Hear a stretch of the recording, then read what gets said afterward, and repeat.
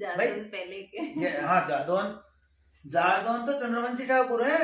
मैं जादौन नहीं हूँ ना। अरे तो आदि अनादि हो आप तो, सूर्यवंशी से भी पहले की हो। अब ये पोथी पढ़ रहा हूँ मैं तो, अब ये बुजुर्ग लिख के गए, मैं तो लिखा है। अब अपना परिवार आता है, परिवार पवार सोलंकी और चौहान। जब द्वापुर के 28,61,000 वर्ष बीत गए, बाकी 3,000 वर्ष, तब इस पृथ्वी पर दानव बढ़ गए, भारी धुंध मचाई। तब सभी ऋषियों ने मिलकर आबू पहाड़ कुरु शिखर पर एक यज्ञ का निर्माण किया। प्रथम द्वापर के अंत में कलयुग 653 वर्ष बीतने पर श्री कृष्ण कौरव युद्ध में सारे क्षत्रिय मारे गए। अब सब बड़े बड़े योद्धा थे, सब काम में आ गए थे, मतलब श्री कृष्ण भगवान की रोहिणी सेना भी सब काम में आ गई थी, क्षत्रिय कोई बचा ही नहीं। इधर कलयुग का प्रारंभ लग गया, 627 वर्ष ही हुए थे कलयुग लगे हुए, तो राक्षस योनि बहुत ज्यादा बढ़ गई।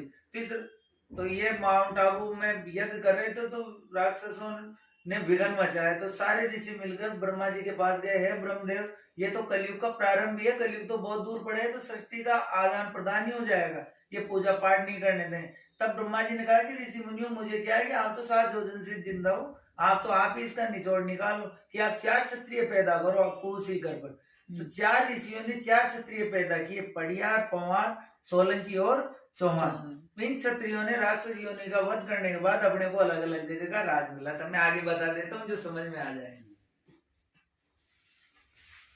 653 वर्ष बीतने पर श्री कृष्ण कौरव आदि इनके विघ्न मचाने पर सप्त ऋषियों ने मिलकर आबू पहाड़ हाल सिरोय कुरु शिखर पर यज्ञ का निर्माण किया। प्रथम कौशल मुनि ने अर्थवेद का वेद पढ़कर ब्रह्मा के मंत्र की आहुति दी, जिससे एक पुरुष प्रार करता हुआ उत्पन्न हुआ। मुनियों ने उसका नाम महायज्ञ रखकर परिहार कौशलेश गोत्र निश्चित किया गया। परिहार क्षत्रिय पैदा तो हो गया, लेकिन रुंड मुंड पैदा हुआ, भुजा नहीं हुई इसकी। अच्छा।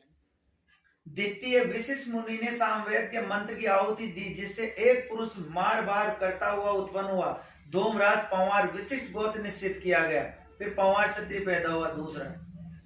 तृतीय भारद्वाज मुनि ने ऋग्वेद से महादेव के मंत्र की आहुति दी, जिससे चौल मोर मचाता हुआ उत्पन्न चालुक्य सोलंकी पैदाश हुआ। भारद्वाज गोत्र निश्चित किया। ये पहले सोलंकी है ना, ये सोलंकी नहीं थे, ये चालुक्य थे। इनका क्या हुआ कि जब भारद्वाज मुनि ने आहुति दी शंकर भगवान के मंत्र की, तो इनकी चाल अटक गई, तो ये निकले नहीं। तो ये ब्रह्मा जी से प्रार्थना की, ब्रह्मा जी तो अटक गए, ऋषि मुनियों तुम वेदों से निकाल लो चाल पकड़ ली। तो इनका नाम रखा गया चालुक्य। 178 पीढ़ी तक तो चालुक्य बचे। आपने पढ़ा होगा जीके में चालुक्य वंश, ये वही वंश है, अब सोलंकी हो गए वो वंश।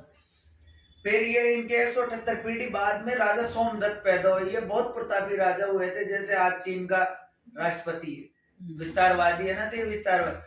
तोल मोल बीघा बिस्वा नजर मुजात और जितने भी ये पैसा, ये सब उसी के वक्त से चला था। रुपया 2 रुपया 3 रुपया, तौल मोल तौल, पहले ये कुछ नहीं था। इन्हीं राजा ने सौराष्ट्र में सोमनाथ का मंदिर बनाया, जो मंदिर ऐसे धातु चीजों से आज तक इतनी वहां सुनामियां वगैरह आई, आज तक कुछ भी नहीं हुआ उस मंदिर का। उसका हवा इधर चलेगी तो पताका इधर उड़ेगी, झंडा विपरीत दिशा में उड़ता है।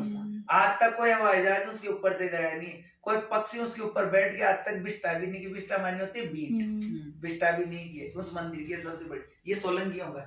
फिर इन्हीं राजा के नाम से सोलंकी बजे, सोमनाथ से सोलंकी बजे। खैर उनके इतिहास से अपने को क्या मतलब, अपने तो चौहानों में आओ नहीं, लेकिन थोड़ी बहुत जानकारी होनी चाहिए। ये मैं दे रहा हूँ ना, अभी मेरी नई पौध आ गई, ये कल ना जाएगी। मैं तो ये बता तो देना, हमारे राय साहब हमें बता देते, ये मालूम होना चाहिए। तार ठोक के कह देगी नहीं ऐसा था।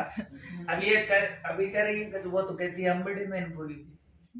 अरे मैनपुरी बड़े कैसे हैं? बड़े तो पतारा वाले, मैनपुरी वाले तो मजले थे।